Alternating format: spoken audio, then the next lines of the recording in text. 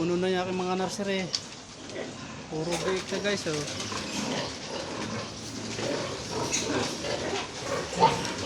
Apat na pitang dito puno.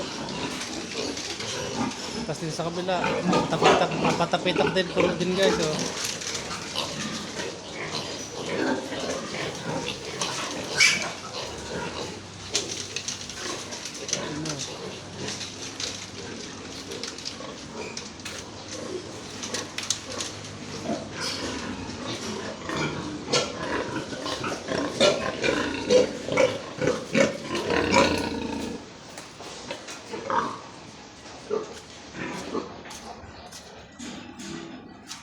Ito, bagong walay ko naman. Dito muna sila sa parawing.